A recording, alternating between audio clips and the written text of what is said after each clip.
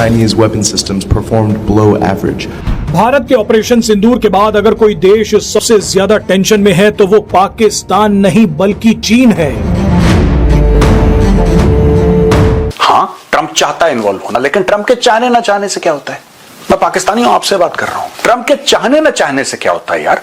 हमें कौन सा ट्रंप से लोन लेना है, हमें कौन सा आईएमएफ के सामने घुटने टेकने, हमें कौन सा चाइना से पैसे लेने, हमें कौन सा वर्ल्ड बैंक से फंडिंग चाहिए? भारत न सिर्फ पाकिस्तान में, भारत पूरे खित्ते के अंदर दहशतगर्दी के अंदर मुलव्वस है। और अभी वो इस अगर पाकिस्तान की आप बात ना भी करें तो पूरी दुनिया में अभी हरदीप सिंह निज्जर के मर्डर पे आपने देखा क्या हुआ। अमेरिका के अंदर सारे सिक्योरिटी एक्सपर्ट्स और थिंक टैंक्स जो हैं वो यही कह रहे हैं कि अगली जो आ रहा है, जो कंपटीशन या कॉन्फ्रंटेशन आ रही है between America and China. America इस वक्त ग्लोबल लीडर है और ये कहा जा रहा है कि अब चाइना उस जगह पे पहुंच रहा है। दुनिया में जिसके पास शक्ति होती है उसकी इज्जत होती है। The one who wields power, unquestioned power, is the country that is respected. आपको लगता है ट्रंप में मैच्योरिटी है? Do you think Trump is a mature politician? No, उसकी चल रही है ना। क्यों? क्योंकि America is a powerful country. कहानी खत्म। क्या भारत के अंदर 80% लोग जो हैं, क्या नरेंद्र मोदी साहब ने नहीं कहा कि हम उनको फूड देते हैं, आटा देते हैं, व्हीट सपोर्ट देते हैं? अगर वहां पे 40-50 करोड़ बंदा जो है वो अच्छी जिंदगी गुजार रहा है, कितने % लोग हैं जो $1 अ डे पे हैं भारत के अंदर? डॉक्टर जयशंकर जर्मनी पहुंचे और जर्मनी में 2 बातें डॉक्टर जयशंकर ने बोली। पहली बात, उन्होंने पूरी दुनिया को समझाया। स्टेज था जर्मनी, लेकिन ऑडियंस थी पूरी की पूरी दुनिया। और यह बोला कि भारत अब न्यूक्लियर ब्लैकमेल के सामने नहीं झुकेगा। पाकिस्तान जो मर्जी चाहे कर ले। पाकिस्तान ये कहता है ना कि अगर तुमने ये करा, अगर तुमने जवाबी कार्रवाई करी तो हम nuclear attack, atom bomb pav pav kilo के होंगे तुम्हारे पास होंगे। तुम्हें जो करना है तुम करो, हमें जो करना है हम करेंगे। आज के बाद अगर पाकिस्तान ने न्यूक्लियर धमकी दी तो वही मुंह के अंदर घुसेड़ देंगे इनका न्यूक्लियर बॉम्ब। ठीक है, अब ये नहीं बोला डॉक्टर जयशंकर ने, लेकिन 2 टूक शब्दों में डॉक्टर जयशंकर ने बोल दिया कि वो दिन चले गए जब हम कहते थे नहीं यार पाकिस्तान के पास न्यूक्लियर वेपन है। दोस्तों, आपको पता है 26/11 में क्या हुआ? 26/11 में हम लोगों ने रिस्पांस इसलिए नहीं दिया क्योंकि हमें लगा कि पाकिस्तान के पास तो न्यूक्लियर वेपन्स हैं। पार्लियामेंट पर अटैक हुआ, अक्षरधाम मंदिर पर अटैक हुआ, नहीं पाकिस्तान के पास न्यूक्लियर वेपन्स हैं। 1999 में कारगिल पे पाकिस्तान चढ़ दौड़ा। एक ट्रीटी का वायलेशन करके शिमला मुआहदे में, शिमला एग्रीमेंट में साफ तौर से लिखा है कि सर्दियों में नीचे चले जाएंगे फौजी और वापस गर्मियों में डीजीएमओ लेवल पे फोन पे बात करके ऊपर आ जाएंगे। पाकिस्तान ने 1999 में करार तोड़ा। भारत ने जवाबी कार्रवाई करी, बहुत मारा पाकिस्तानियों को, लेकिन भारत ने लाइन ऑफ कंट्रोल पार नहीं करी। भारत ने बोला नहीं कोई बात नहीं, लाइन ऑफ कंट्रोल पार नहीं करेंगे। क्यों? क्योंकि पाकिस्तान के पास न्यूक्लियर है।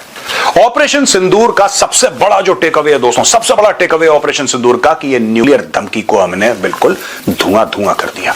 आज के बाद पाकिस्तान न्यूक्लियर धमकी नहीं देगा। और आपने एक और बात नोट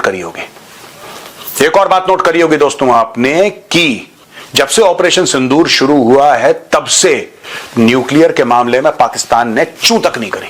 ना इनके आर्मी चीफ ने, ना इनके डीजीआईएसपीआर ने, ना इनके डीजीएमओ ने, ना इनके किसी नेता ने। चुप बैठे बिल्कुल। न्यूक्लियर के बारे में बात मत बोलो। तुमने मुंह खोला, भारत ने एक और ब्रह्मोस डाला तुम्हारे मुंह के अंदर। यह बात हुई है। एक तो न्यूक्लियर धमकी, दूसरी चीज डॉक्टर जयशंकर ने 2 टूक शब्दों में यह बोला है कि भारत और पाकिस्तान की अगर बातचीत होगी तो वो भारत के बताए हुए मुद्दे पर होगी और बायलैटरल होगी। पाकिस्तान बड़े समय से एक बात की कोशिश कर रहा है कि पूरी दुनिया इन्वॉल्व हो जाए। और आपको पता है पाकिस्तान एक्चुअली ये बता रहा है अपने लोगों को, यानी कि आम पाकिस्तानियों को बता रहा है कि देखो कश्मीर का मुद्दा हमने इंटरनेशनलाइज कर दिया, पूरी दुनिया इन्वॉल्व हो गई। क्यों झूठ बोलते हो? भारत इन्वॉल्व होने देगा? हां, ट्रंप चाहता है इन्वॉल्व होना, लेकिन ट्रंप के चाहने ना चाहने से क्या होता है? मैं पाकिस्तानी हूं, आपसे बात कर रहा हूं। ट्रंप के चाहने ना चाहने से क्या होता है यार? हमें कौन सा ट्रंप से लोन लेना है, हमें कौन सा आईएमएफ के सामने घुटने टेकने, हमें कौन सा चाइना से पैसे लेने, हमें कौन सा वर्ल्ड बैंक से फंडिंग चाहिए? यही आप में और हम में सबसे बड़ा फर्क है। खुद मुख्तारी जो होती है ना, सबसे पहले जेब की खुद मुख्तारी होती है, जमीन की खुद मुख्तारी बाद में आती है। जो जेब से खुद मुख्तार है फिर वो पूर्णतः खुद मुख्तार है, पूरी तरीके से खुद मुख्तार है। और भारत ने यह बात 2 टूक शब्दों में पूरी दुनिया को बता। अगर किसी को डाउट है दोस्तों तो प्रधानमंत्री मोदी जी का बयान देख सकता है। मोदी जी ने बोला था अगर बात होगी तो पाकिस्तान ऑक्युपाइड कश्मीर के ऊपर होगी, अगर कोई बात होगी तो आतंकवाद के ऊपर होगी। इसके अलावा we are not interested in talking to Pakistan. दोस्तों आज बात करना मैं चाहता हूं मेजर गौरव वारिया हमारे दोस्त हैं और बड़ी बातें करते हैं पाकिस्तान के बारे में, मेन नैरेटिव जिसे कहते हैं ना वो चलाते हैं, लेकिन उन्होंने कुछ बातें की हैं जिसको मैं कंट्राडिक्ट करना चाहता हूं। उन्होंने कहा जी हम आपसे बात ही नहीं करना चाहते, ट्रेड नहीं करना चाहते, टॉक्स नहीं करना चाहते। तो मैं ये सवाल पूछना चाहता हूं, नरेंद्र मोदी साहब इंडिया के बादशाह थोड़ी हैं, वजीर आजम है ना, इलेक्ट होके आए हैं। उनकी पार्टी की कितनी मेंबरशिप है? 11 करोड़, 12 करोड़। एक 12 करोड़ पार्टी की जिसकी मेंबरशिप हो, क्या वो रिप्रेजेंट करता है 130 करोड़ और आबादी की अवाम जो है उसको? और दूसरा, अगर ये बताया जाए कि क्या सारे भारतीय बीजेपी को वोट डालते हैं?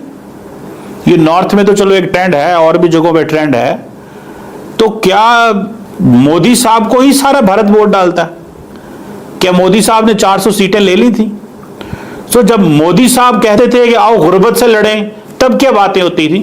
भूल गए आप? क्या मोदी साहब पाकिस्तान को नहीं कहते रहे आओ गुर्बत से लड़ें, आओ इकोनॉमी बात करें? अगर पाकिस्तान बात करता तो आप कहते हो तुम गरीबों बात करते हो। वाजपेयी साहब नहीं कहते थे? क्या मनमोहन सिंह साहब नहीं कहते थे? भारत का कौन सा वजीर आजम था जो नहीं कहता था कि आओ बात करें?